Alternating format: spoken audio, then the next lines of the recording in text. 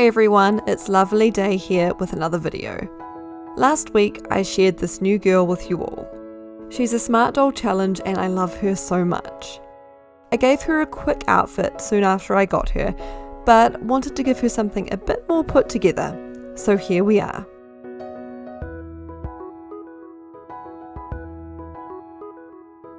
Today I'm going to mix and match a variety of different items until I find something I want to leave her in. It's going to be a bit more unorganised than the usual dress up video, but I hope you'll enjoy it anyway.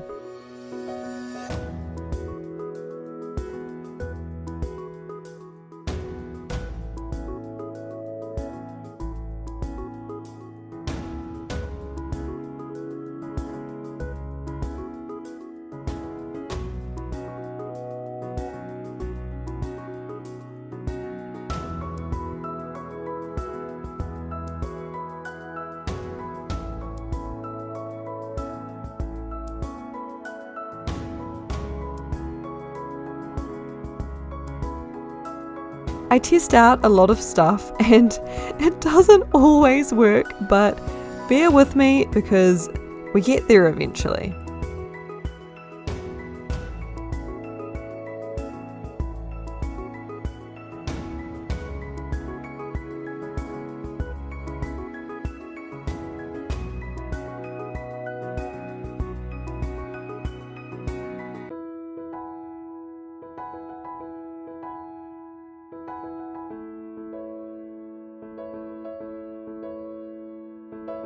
Instead of talking through my thought process behind the dress up as I go like I usually would in a dress up video, there's something else I want to discuss today. And that is how I come up with names for my dolls. It's kind of relevant because I know a few of you are waiting to find out the name I've chosen for challenge. Don't worry, I'll be revealing that at the end, so stick around. My dolls' names tend to fall into one of four categories, or, well, they're not really categories, but bear with me, this makes sense in my head. So the first one, names related to their sculpt name. Secondly, names shared by a particular person or character. Third thing, names with a particular meaning, translation, or theme. Or lastly, random names I just happened to stumble across while searching for one of the above. Let me give you some examples because I feel like that didn't make any sense at all. Some of you might remember my first doll, Claire. Well, her sculpt name was Clary. Claire. Yeah, so it wasn't the most creative, but it suited her so well. Next came Millicent, or I guess you probably know her more as Millie.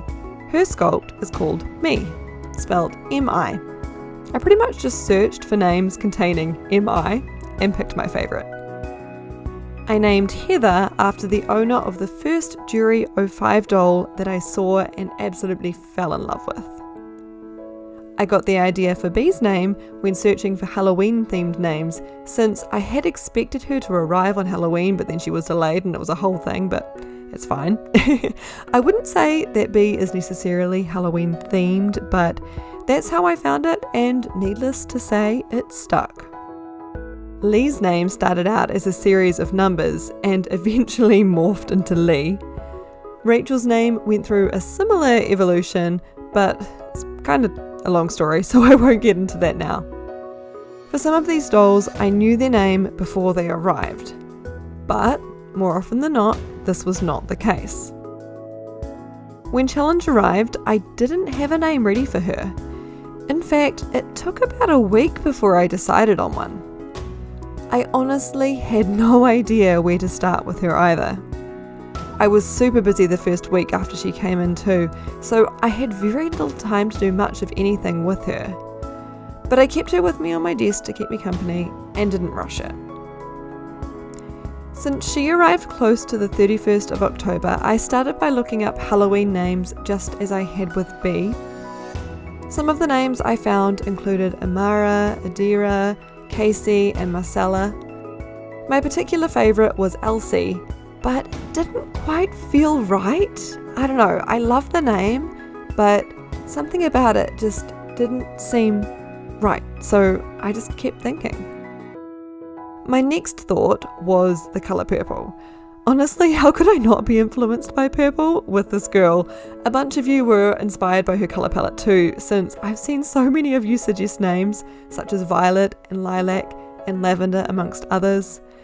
Some of the purple related names I found included Indy, Iris, Lola and Mauve, but still none of these stood out. I don't know what it was, I just wasn't feeling them. For a while I stopped looking for names. Not that I really had a choice, since I was so incredibly busy and stressed out of my mind with other things going on. I was starting to feel bad about not having the time to do anything with her. So one evening I committed to filming the dress up video you see now. I just sat down and played with her. It was actually really nice. While I was filming, I was watching Twitch on my phone. Insert plug for my Twitch channel here, twitch.tv/Lovely. Jokes aside though, I was watching a streamer by the name What If Julia. I'll link them down below in case any of you are curious. They are an awesome person. They're really fun to watch. Anyway, I wasn't really paying attention to the game she was playing. Instead, I was just enjoying the company. That's the thing about Twitch, and this may sound weird, but I genuinely enjoy just hanging out in streams while I work. Something about other people doing something at the same time I'm trying to do something.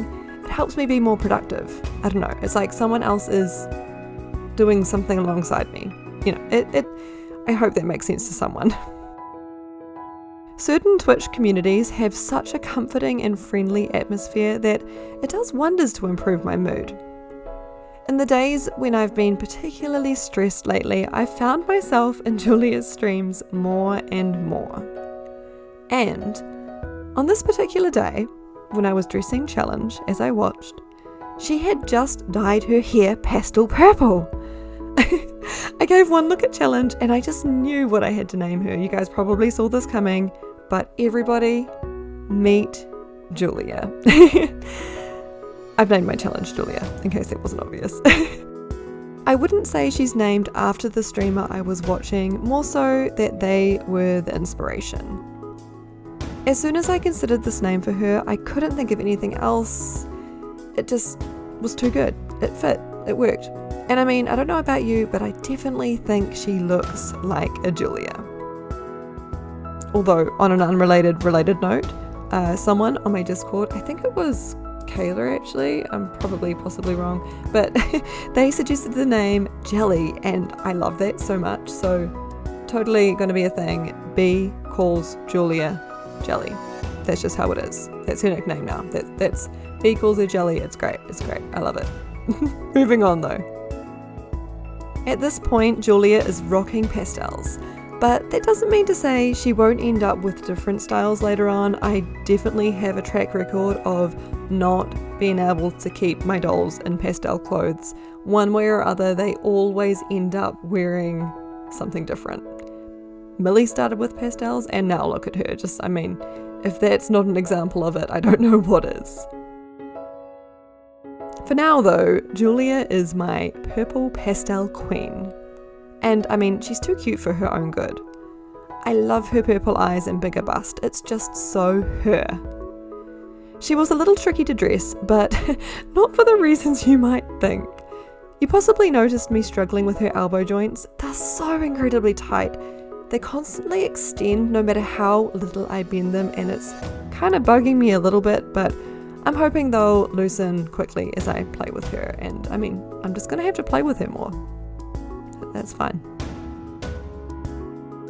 Anyway though, I think I've rambled on enough for one day. I really hope you enjoyed Julia's first dress up video. If you did enjoy it, please consider giving it a thumbs up and leave a comment down below telling me what you think of her name and of course her outfit. If you're not already subscribed, I'd love it if you joined me here. I upload a new video every weekend. Thank you so much for watching. It has been lovely. And I'll catch you in another video sometime soon.